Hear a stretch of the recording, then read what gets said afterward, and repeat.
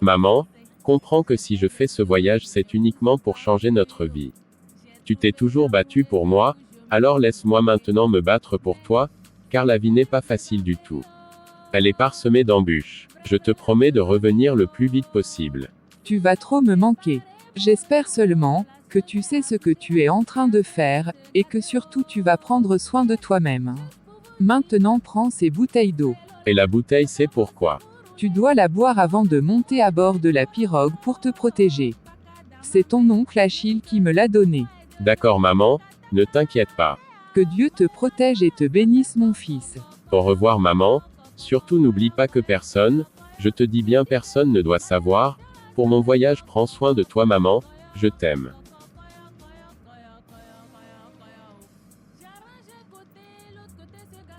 Je vais attendre le bus, je pars oui je pars, parce que je ne vaux rien dans ce pays.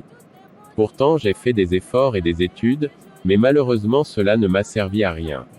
J'ai eu mon bac, j'ai gagné plus de 5 ans à l'université, mais quand même, je n'ai rien obtenir en retour. Je dois faire ce voyage car c'est ma dernière chance pour réussir dans la vie.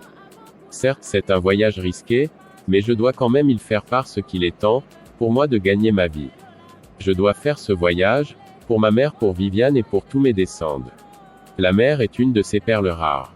Une femme brave, battante, courageuse, une vraie mère poule qui se casse au quotidien pour uniquement nourrir sa famille. Je me souviens qu'elle se levait tôt le matin et après avoir prié, elle nettoyait la maison, avant d'avoir traversé le marché avec une cuvette sur la tête. Ma mère vendait des fruits de saison, elle gérait toute seule la famille, vu la maladie de mon père. Perverse la dignité et la fierté de sa famille, la poussait même parfois à travailler, comme une folle pour mettre tout simplement, du beurre dans les épinards. Mon père Vincent est mort il y a 2 ans suite à une longue maladie.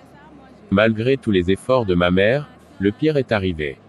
Ma mère a toujours veillé à tous mes besoins, aujourd'hui je m'apprête à prendre la pirogue, uniquement pour offrir une vie meilleure à ma famille, et surtout pour éviter à mes enfants, d'avoir le même sort que moi.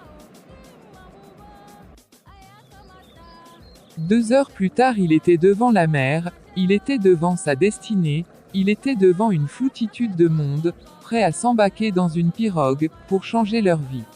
1 mois plus tard. Aujourd'hui Viviane n'est pas descendue, pour prendre le petit déjeuner, parce qu'elle se sent trop fatiguée. Elle dort encore et encore sans avoir la force de se lever.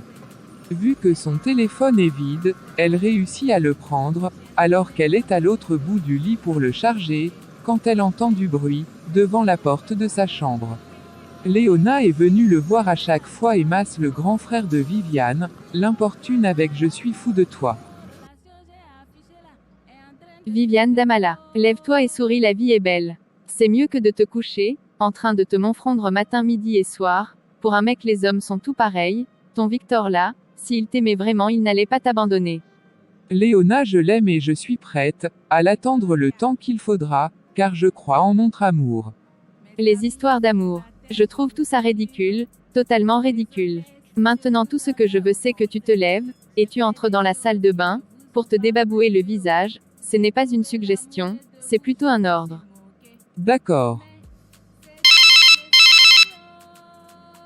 Viviane, ton téléphone sonne, et c'est affiché Sidi sur l'écran, et c'est qui lui encore? Sidi. Sidi est l'homme qui devait amener Victor en Espagne. Victor m'avait donné son numéro, disant qu'il m'appellerait dessus, une fois arrivé en Espagne. J'espère qu'il est bien arrivé. Bonjour Victor. Comment tu vas, et le voyage ça c'est bien? Non Viviane, c'est pas Victor c'est moi Sidi. Ok Sidi, comment ça va, et Victor vous êtes arrivé c'est ça?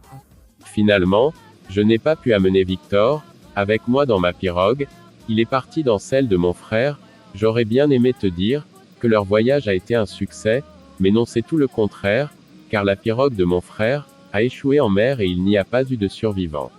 Je suis vraiment désolé, Viviane mais Victor est décédé. Quoi? Qui? Quoi?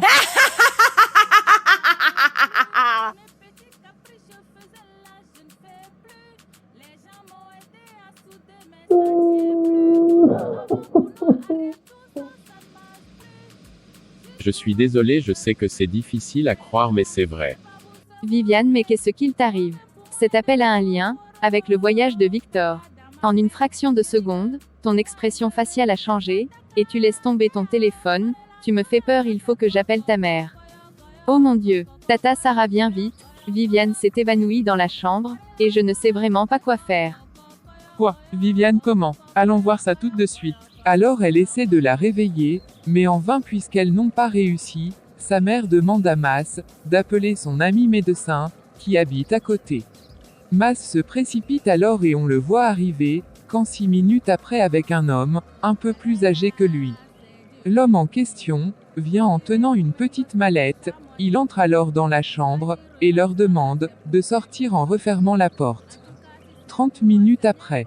Ne vous inquiétez pas madame, c'est rien de grave Sarah. Votre fille a seulement besoin de repos, elle est juste fatiguée.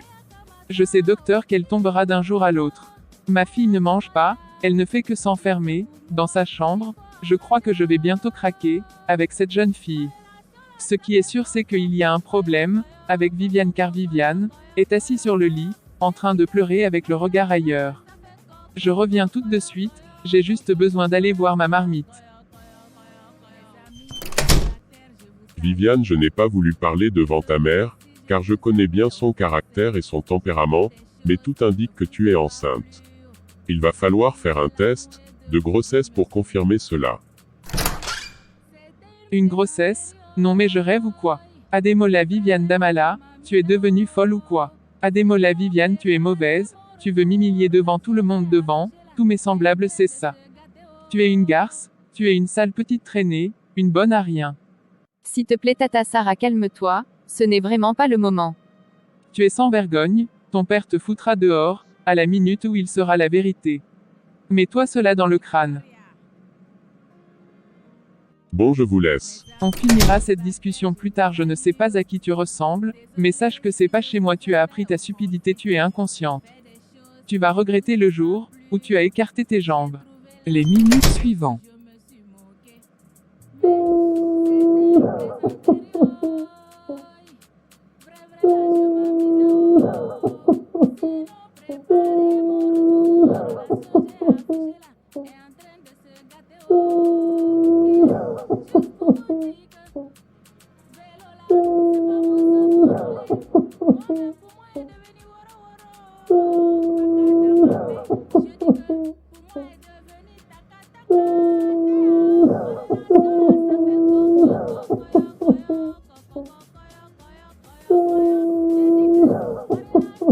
Qu'est-ce que j'ai fait pour mériter cela?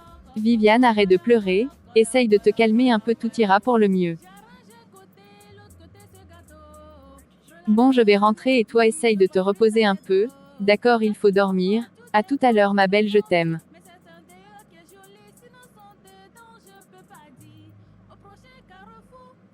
8 heures du soir.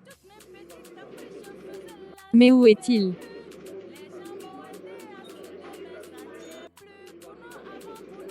Je suis là ma belle, allez viens t'asseoir. Alors j'espère que tu as des bonnes nouvelles pour moi, depuis que tu m'as appelé je suis surexcité. Oui, de très bonnes, Joseph. Dépêche-toi, dis-moi. Victor est mort, ton petit rival est au fond de l'océan. Yes sérieux, waouh, c'est la meilleure nouvelle que j'ai reçue de la semaine, mon marabout est un génie, il a vraiment réussi.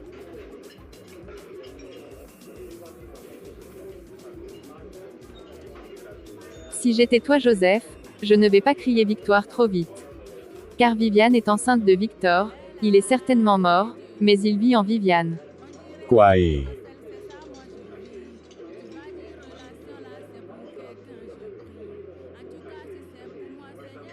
Comment? Enceinte tu dis?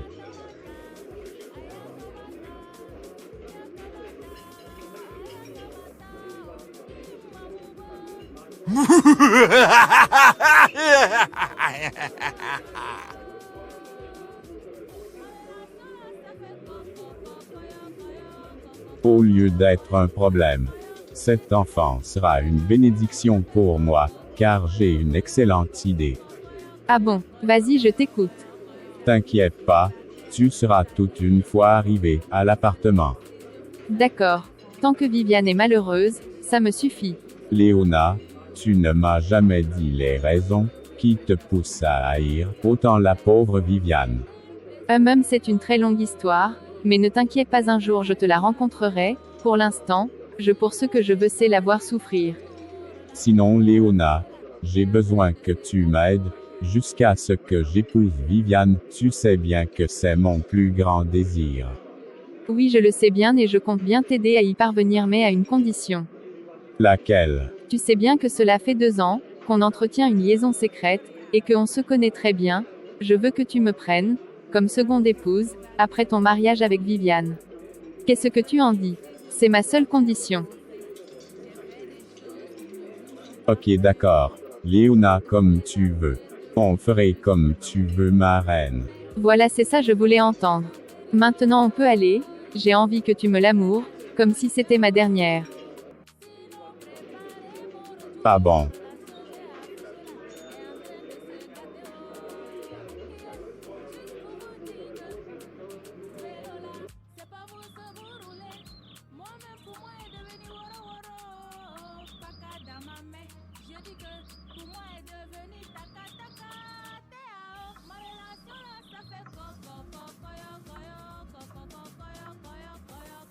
Je ne ressens que du dégoût pour toi, maudite fille, avec ce bâtard que tu portes, je serai la risée de tout le monde.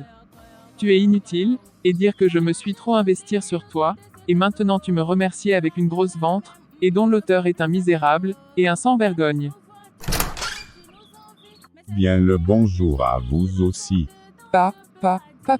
Qu'est-ce qui se passe dans cette maison enfin?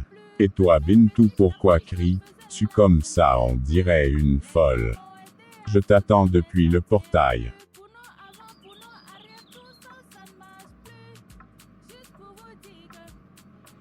Je m'adresse à toi Bintou, alors réponds-moi, et ça tout de suite, avant de perdre mon sang-froid. Mon époux, Viviane est justement enceinte. Femme, répète ça encore une fois. Viviane est enceinte. Quoi, j'ai mal entendu ou quoi? C'est vrai ça Viviane? J'attends ma réponse Viviane. Papa. Enfin ne. En fait, c'est à dur que, c'est à dire que. Jeune fille, arrête de me faire perdre mon temps en l'air. Tu as perdu la raison. Tu crois que je suis ton égal. Alors ouvre ta bouche comme tu as osé ouvrir tes jambes immédiatement et réponds de suite à ma question. Oui papa, c'est vrai, mais s'il te plaît pardonne-moi, ça ne se reproduira plus. Tu me déçois énormément. Tu as osé forniquer alors que tu es une musulmane, et surtout tu es issue d'une bonne famille. Maintenant il faudrait que tu saches une chose. Personne ne va gâcher ma réputation, car je compte te foutre dehors sur le champ. S'il te plaît maman, je t'en supplie, parle avec lui. Et trouver un terrain d'entente. Si Vivi quitte cette maison, je partirai avec elle. Si tu pars avec elle, sache que je ne serai plus ton père, ni ta mère Mas. Mas, arrête de dire des bêtises, et va tout de suite dans ta chambre, car ça ne te regarde pas. Écoute ta mère, c'est mieux mon garçon. Bien sûr que ça me concerne. Il s'agit de ma petite sœur. Merci beaucoup Mas, mais ne te mets pas à doigt avec les parents, à cause de moi, s'il te plaît fais ce qu'ils te demandent, moi je suis responsable de mes actes, alors laisse-moi les assumer toute seule. Son père ramasse tous ses bagages et les jette dehors. Quand elle s'est retournée, elle constate que tout yeux était sur elle. Certains commères en profitent pour l'insulte, et d'autres la dénigrer. Elle se lave avec résistant et elle commence ainsi à marcher avec ses bagages sans savoir où aller. Des bestioles commençant à s'attaquer à sa chair, une fortitude de personnes la regardent, et il se moquait de ce jeune qui est mort sur l'océan. Le fait d'être né dans une famille pauvre a été sa seule malchance. Et pendant ce temps, à l'autre côté du pays, Victor Hugo Diouf est un jeune Togolais qui s'est battu pour seulement devenu riche, pour essuyer les chaudes larmes de sa chère mère bien-aimée, et fait honneur à sa bien-aimée Viviane, les vagues l'on amènèrent jusqu'à un coin, même s'il est toujours inconscient.